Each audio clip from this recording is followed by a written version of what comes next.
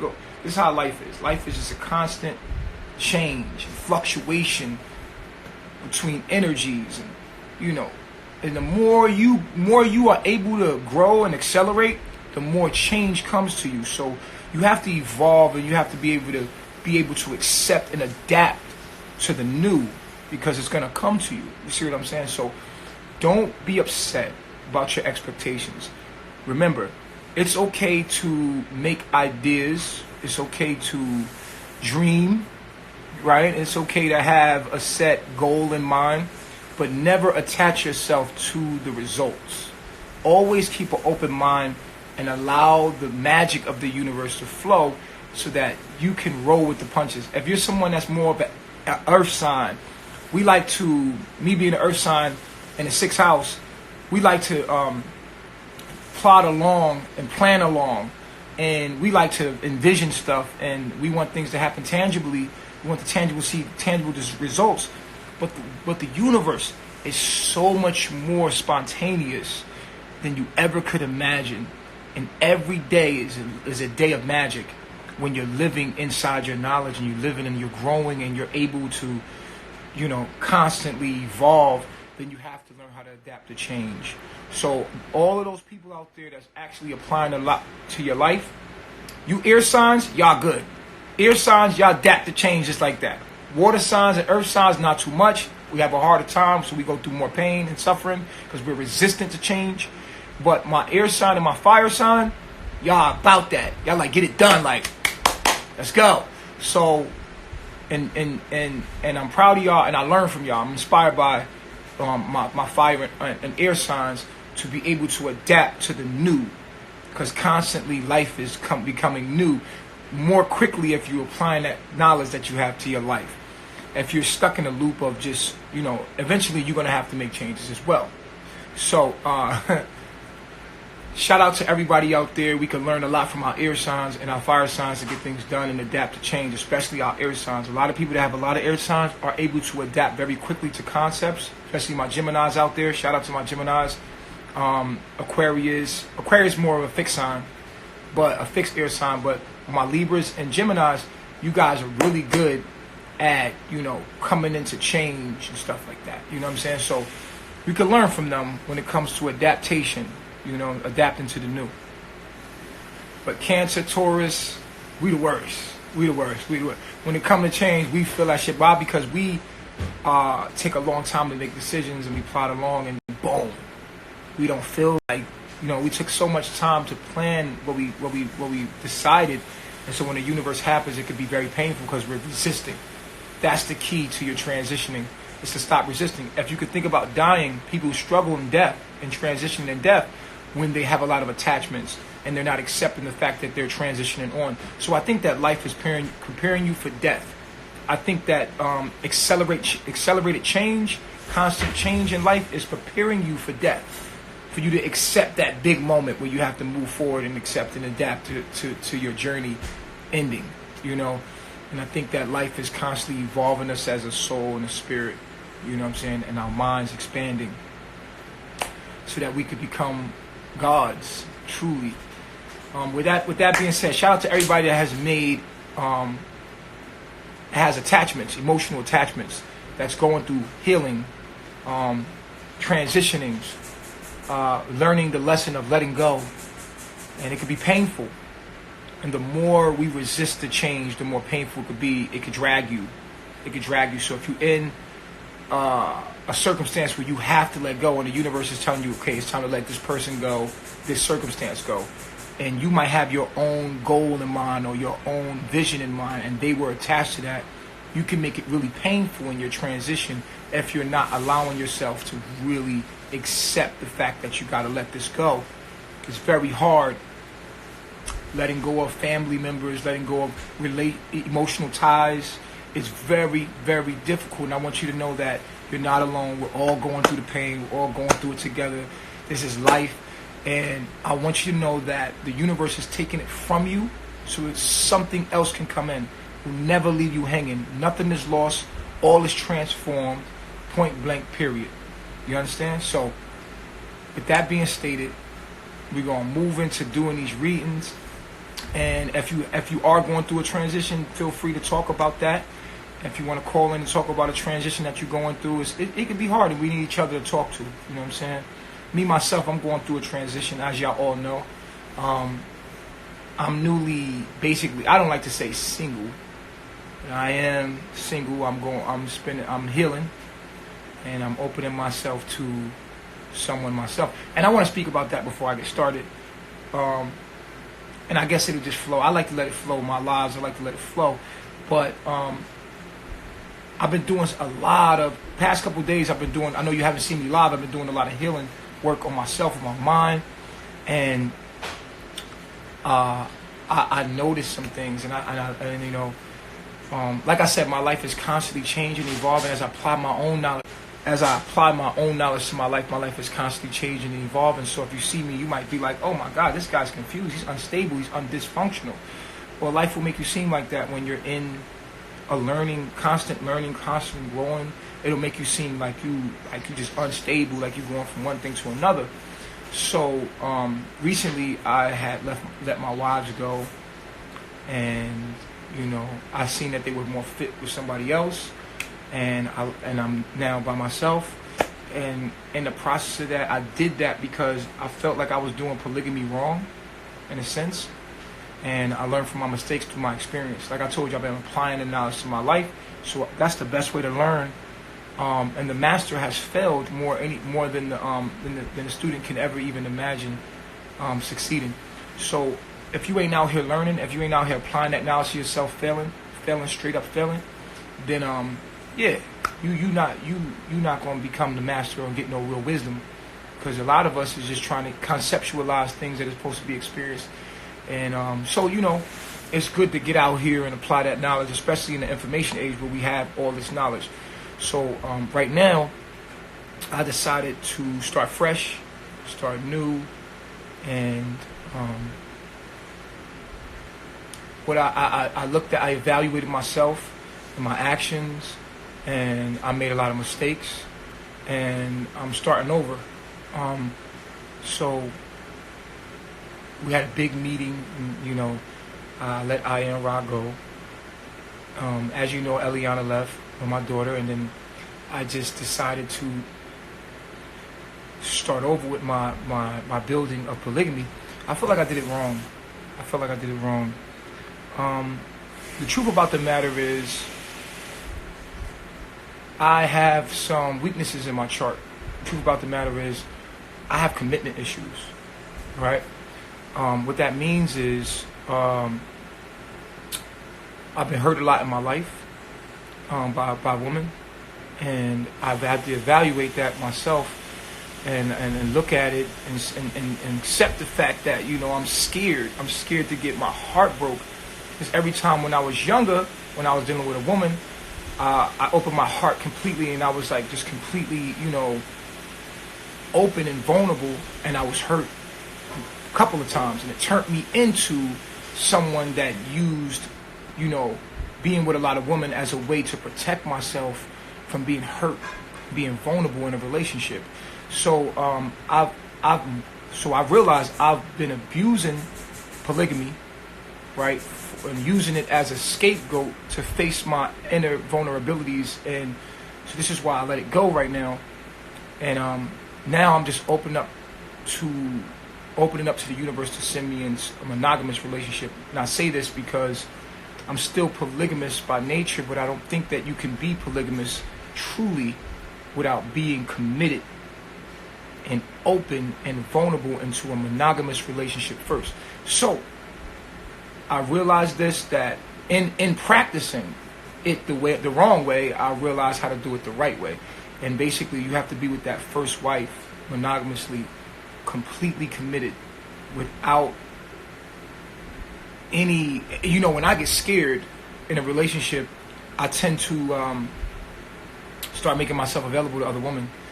And I had used that as polygamy, and it wasn't until, you know, recently that I realized my own flaw and my own mistake, and I was like, wow, like, I'm using this shit as an scapegoat from running from myself and being vulnerable in a relationship.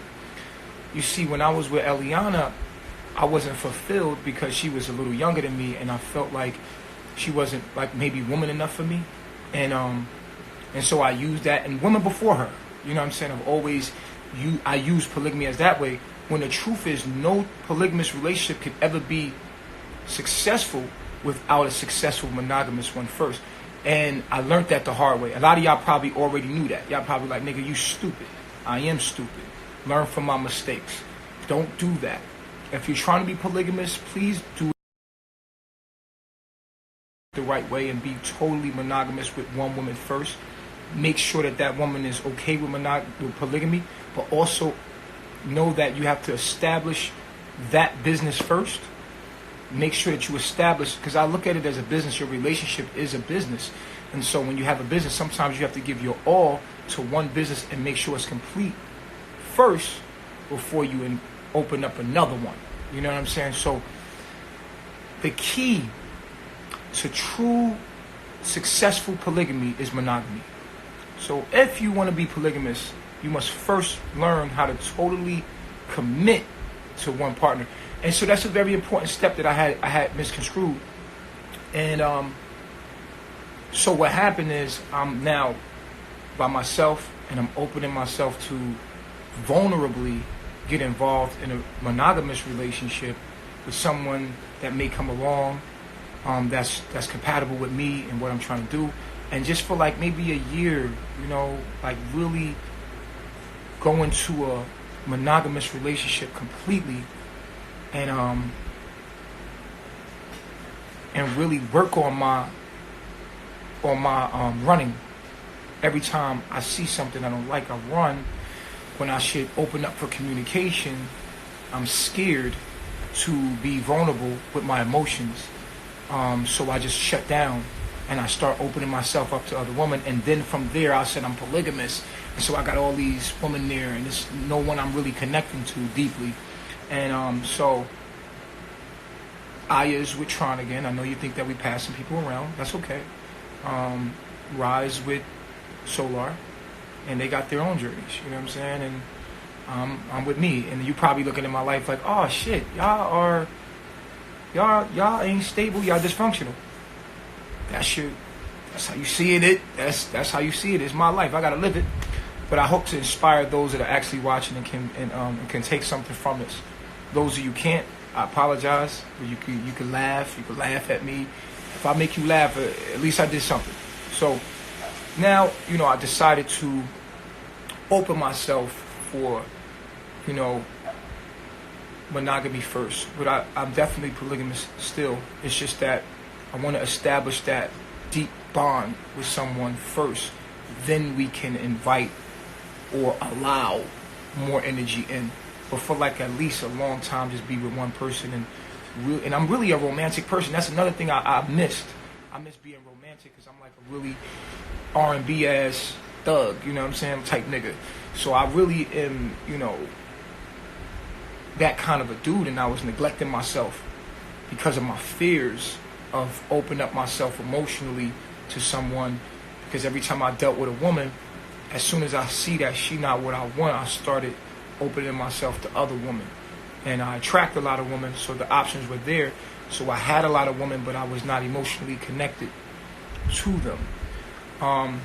And so with that being stated, the next time I realized that I may be not a good fit with that woman, I either let her go, or I would dive in deeply into my emotions and talk to her about what I don't like, and maybe we can make a compromise and go into it deeply. You see what I'm saying? So that's what I'm opening myself from the universe now. I'm ready for that. And so I'm opening myself for that, and I'm ready for healing, for my own journey. If you're watching, it inspires you, that's good for you. But commitment, man. Commitment. It's hard. My Mars is in Libra in the 11th house. You know, nigga got that community dick. Nah, shout out to all the or everybody watching out there that's a Libra, Mars in Libra, and 11th house. But my Venus is in Pisces. You know, my Venus is in Pisces in the 4th house. So I have this, you know, general love, and I'm big on communication. You know what I'm saying? And that's another thing for me that's scary. Women that are subjective, I attract, subjective women to me, but I'm a very objective thinker, and so that scares me when women show to be unstable and not be able to communicate through their emotions. That always makes me start looking for another woman, and that's not right. I should just leave that woman alone completely and cut all ties rather than drag her along and play them games with her because, and I used polygamy as a scapegoat into my fears, and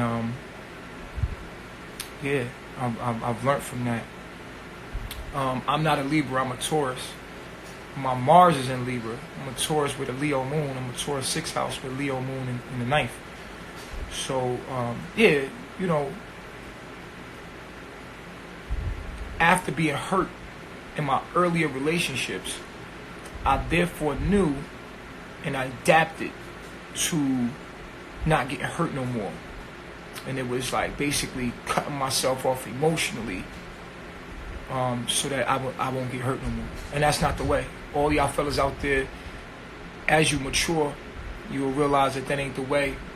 And you probably are still polygamous, and don't get it twisted like a mango mystic. It's just that you need to first develop that first relationship with that woman very deeply. And I think relationships, especially for me, have been a catalyst for my spiritual growth.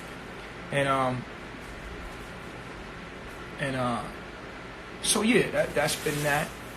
And I'm starting this new journey by myself. And every day I've been by myself and just healing and thinking about all the mistakes that I made in relationships and people I might have hurt. And if I hurt anybody out there, just know that I'm growing and I apologize. It wasn't intentional. I didn't even know within myself that I was doing it. Yeah. So, hey, I got a battery? So yeah, moving forward through the transition, I've learned, I've been crying, I've been vulnerable, really like tapping into my emotional body and just really crying, man. Crying is therapeutic too, man. You gotta cry to let it out, man, because sometimes you got stuff pent into your body. It's like muscle memory type shit. And just being alone and crying and going into your mind and healing certain circumstances and running through them. And just, I use wine. I'll drink some wine and play some music. And music takes me back to certain memories and things that I've done and how I might have handled it wrong. And I forgive myself. I replay the circumstances. And the alcohol really opens up my chakras and allows me to, sit with myself and deal with myself spiritually and cry. Come out of that circumstance healed and know that I did what I did wrong, and then accept the fact that I didn't know and forgive myself and forgive those that hurt me as well. So it's really been a transitional for me these past 3 days. I know you haven't seen me on live. People are like, Chief, go live. I'm like, nah, I'm just not in the mood. I'm healing. And so now I'm just basically opening myself to, to opening myself to being vulnerable and entering a relationship emotionally open, communicating, commitment, and consistency. 3 C's. Yeah. So if you're trying to be polygamous, just know you need to really enter a monogamous relationship very deeply with the understanding with your partner or your companion that you are eventually going to want to go into polygamy. Make sure they know that. And so no one's hurt about that at the end, Shout out to everybody in the building that's going through transitions. Like I said, that Pluto ain't no joke. And I'm telling you, the quicker you're able to adapt to change, and I learned that on this journey, right? That if you resist it because you have your own expectations, it's going to be painful.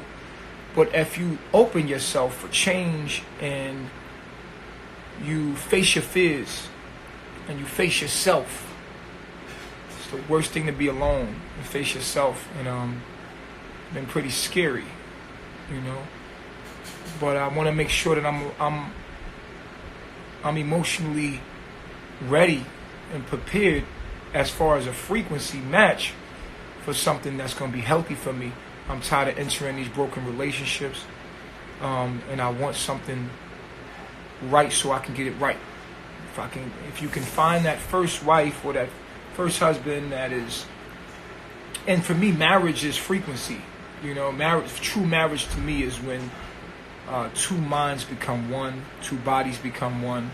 People think that marriage is when you put your slave name together in the system, and that's a sort of a marriage, but that's not too much marriage to me. Marriage is when two minds become one, two bodies become one, and you know, you become one being. You know, two minds become one being under a knowledge. You know what I'm saying? And so I definitely have to be shout out to all the people out there that have made investments, emotional investments, right, with people that haven't given you your return, and you feel hurt by that, and you lashing out in anger. Remember, behind all anger is hurt. Don't lash out in anger. Anger is not the answer. Behind all anger is hurt. Remember that. Behind all hurt is a misunderstanding. So instead of expressing the hurt, instead of expressing the anger, acknowledge the hurt. A lot of times we get angry and we impulsively lash out in anger, and I'm one to do that. But we must realize that behind all anger is just truly hurt. And if we can address the hurt maturely, look, I'm hurt. My feelings is hurt. We don't like to be vulnerable because the world has turned us into robots and tough guys, and made us build ourselves around pride, what we call ego, right? And the ego protects the inner child, and so the inner child will be protected by our ego or our pride. Our pride, we always dealing with each other's pride instead of dealing with each other's inner child.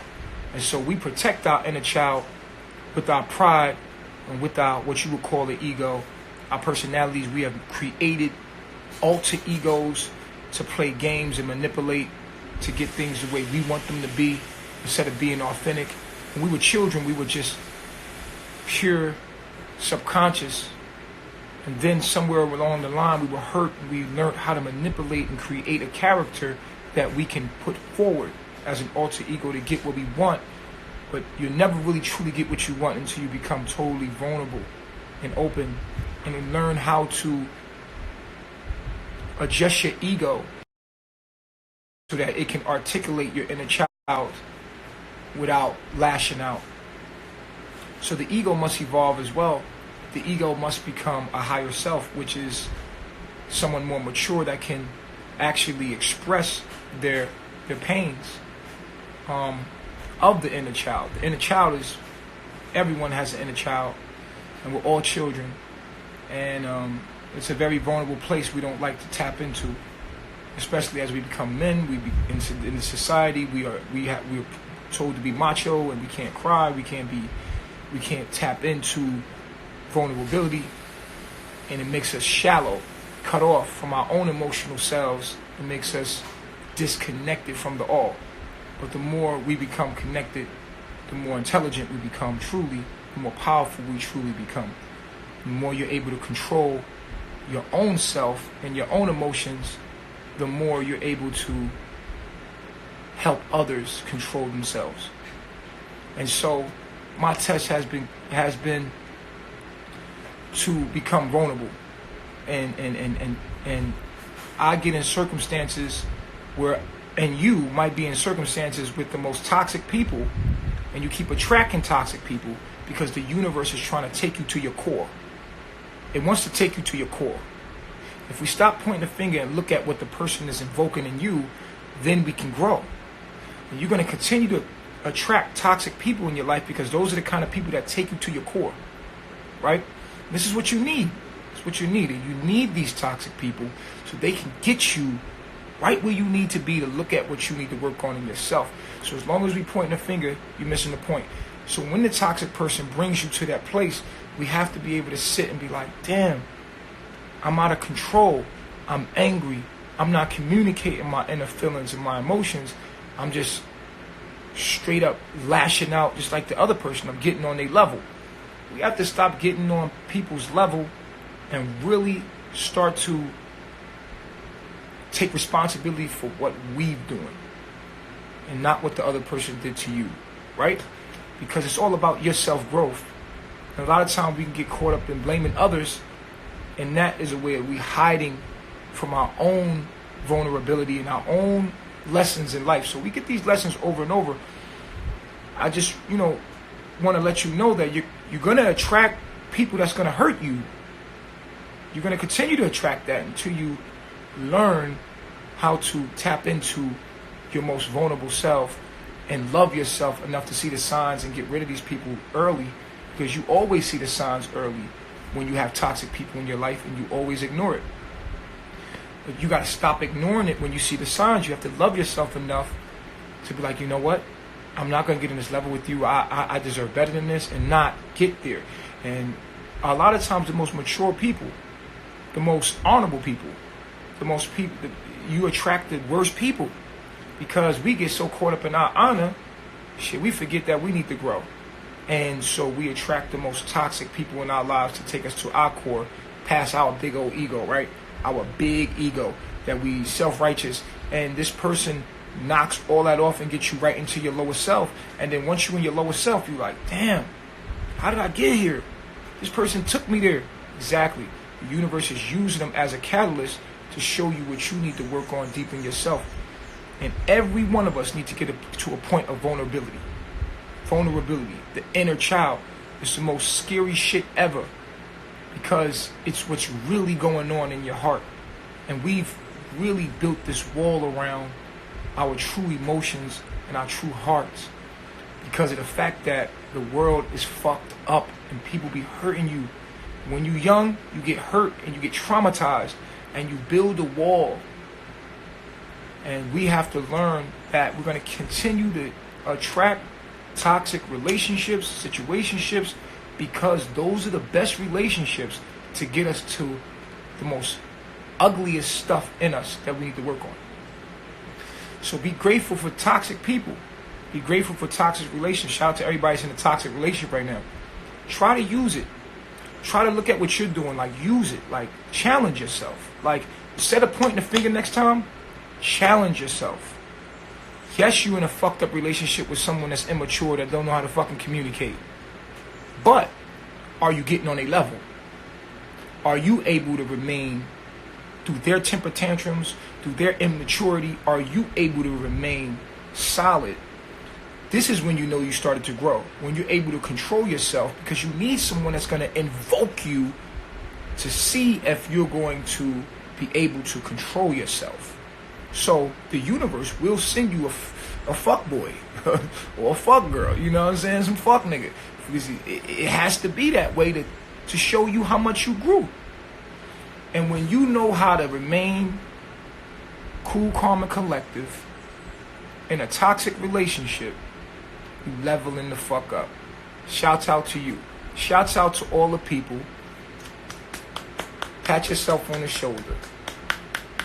You kept your composure.